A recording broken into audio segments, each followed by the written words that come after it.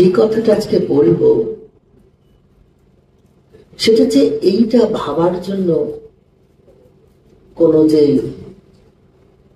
বিশেষ ব্যক্তিত্বের প্রয়োজন হয়েছিল তা নয়। আমাদের জানেন তো সবার দুটো করে নেচার কাজ করে, দুটো প্রকৃতি, একটা ভেতরের একটা বাইরের। ভেতরের প্রকৃতিটা নিজেকে তৈরি করে আর বাইরের প্রকৃতিটা পরিস্থিতি পরিবেশ অনুসারে নিজেকে প্রকাশ করে। তা আজকে আমরা যাদের নিয়ে কথা বলছি এদের ভেতরের প্রকৃতিটা ঠিক আছে, বাইরের প্রকৃতিটা পরিবেশ বা পরিস্থিতি অনুসারে আমাদের অভিব্যক্তি সেই জায়গাটা এদের প্রকাশ হয় না।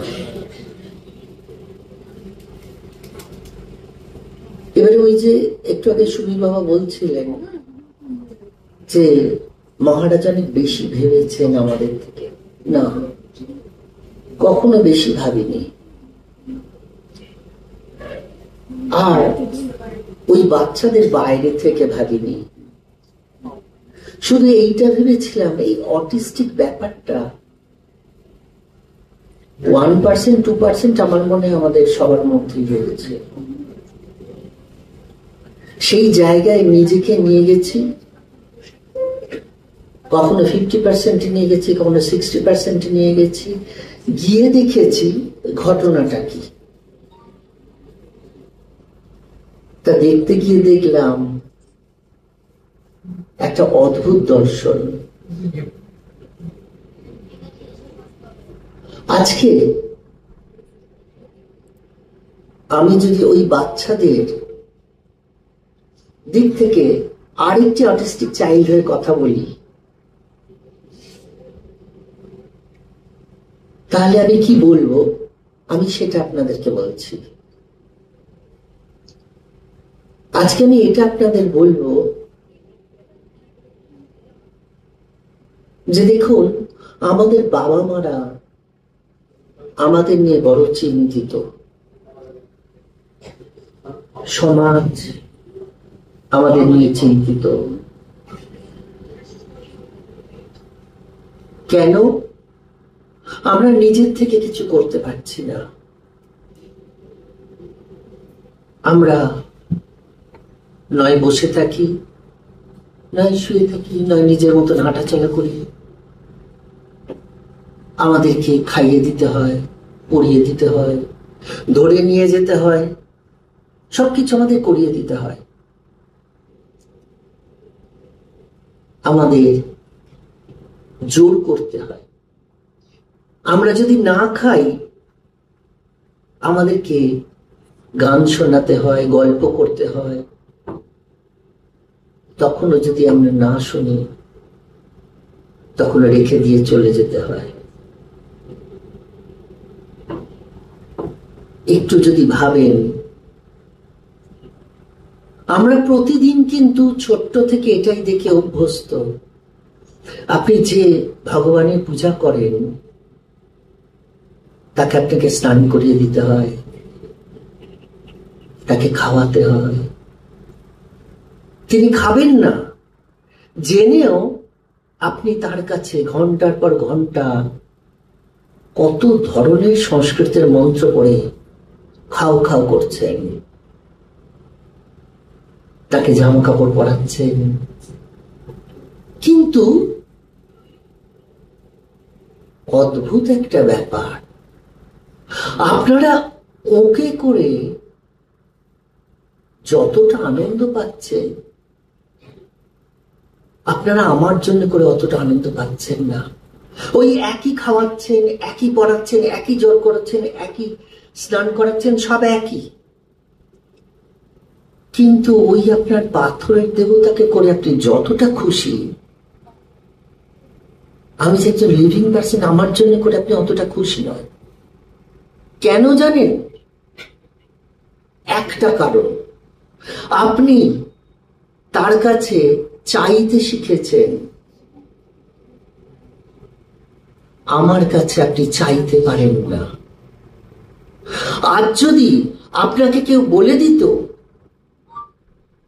যে পাথরের মূর্তির কাছে আপনি চোখের জল ফেলে হাত জোড় করে বলছেন আমার ছেলের চাকরিটা যেন হয়, আর আমি বেঁচে আছি, আমার কাছে বলছেন না, আপনি আমার কাছে বলুন, আপনিও পাবেন। দেখতেন আজ মন্দিরগুলোর জায়গায়, প্রত্যেকটা জায়গায় একটা করে অটিস্টিক চাইল্ডকে আমরা নিত্য পূজায় নিয়ে চলে আসতাম। যখন এই জায়গাটা থেকে ভেবেছি, তখন মনে হয়েছে হ্যাঁ, আজকে সেরকম একটা জায়গা, সেরকম একটা সময়, যে সময় তথাকথিত আমরা প্রত্যেকেই শিক্ষিত, আমাদের একাডেমিক কোয়ালিফিকেশন বলুন, মান মর্যাদা সবই অনেক বেশি, কিন্তু যে মানুষটার চাহিদা নেই তাকে আমি আমার সাথে ট্যালি করে মনে করছি সে খুব খারাপ আছে। কিন্তু যদি ওই যে আগেই বললাম, আমি ওদের জায়গা থেকে বলছি, যদি আপনি আমার জায়গায় এসে, এই অটিস্টিক জায়গায় এসে যদি দেখেন, তাহলে দেখবেন আমি ভীষণ আনন্দে আছি। আমি তো অবাক হয়ে যাই যখন দেখি যে চাইছে বিরক্ত হচ্ছেন, আবার আমি চাইছি না তাতেও বিরক্ত হচ্ছে। যে বাচ্চাটা দৌড়ে গিয়ে মাকে একটা থাপ্পড় মেরে চলে এলো, সবাই হেসে বলল বড় দুরন্ত না। ওরই যখন 25 বছর বয়স সেটা করছে, তখন আড়ালে বলছে আহারে বাবা মায়ের কি কষ্ট দেখেছিস। না, কষ্ট না, এই কষ্টটা আমরা ট্যালি করি, ট্যালি করে কষ্টটাকে আমরা নিজেরা তৈরি করি। এবার আমার শুধু আমাদের যারা প্যারেন্টস যারা রয়েছেন, এই ধরনের যারা আমাদের সাথে যুক্ত হয়েছে, আমি তাদেরকে শুধু একটা কথা বলেছি। আমাদের কাছে 100টার বেশি আমার কাছে ফোন এসছে আমাদের ওখানে থাকার জন্য, কিন্তু আমি প্রথম কথাটাই যেটা বলি, ওখানে আমাদের 30-35 জন বাচ্চা থাকবে, আপনার কটি সন্তান? বলে আমার একটি।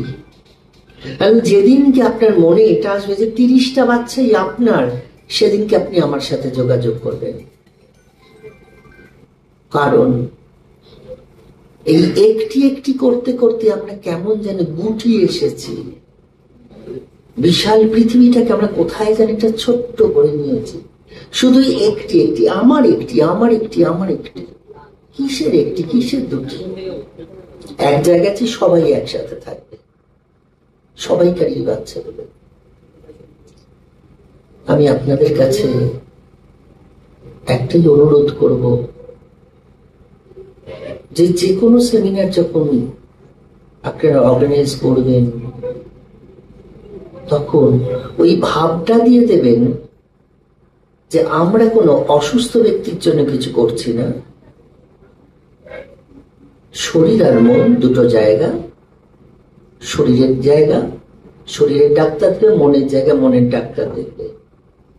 আমরা কাজ করছি আমাদের প্রয়োজনে, আমরা কাজ করছি সমাজটাকে সুন্দরভাবে ধরে রাখার জন্য। শেষে একটা কথা দিয়ে বলি, যেখানে পার্পল বাটারফ্লাই লেখা রয়েছে, এই যে পার্পল, এই যে কালারটা, এই কালারের একটা অন্য অর্থ হয়, সেটা হচ্ছে অভিমান। আপনারা যারা যামিনী রায়ের বইটই পড়েন, আঁকার, অবনীন্দ্রনাথ ঠাকুরের যে সমস্ত বই আছে ওগুলো পড়ে দেখবেন, কালারের এক একটা মানে দিয়েছেন। তো তার মধ্যে এই কালারটা হচ্ছে খুব অভিমান।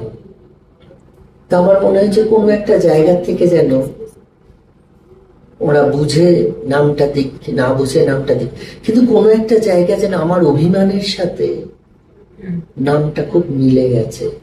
আর ওই যে বাটারফ্লাই দেখছেন, ওর দুটো অবস্থা।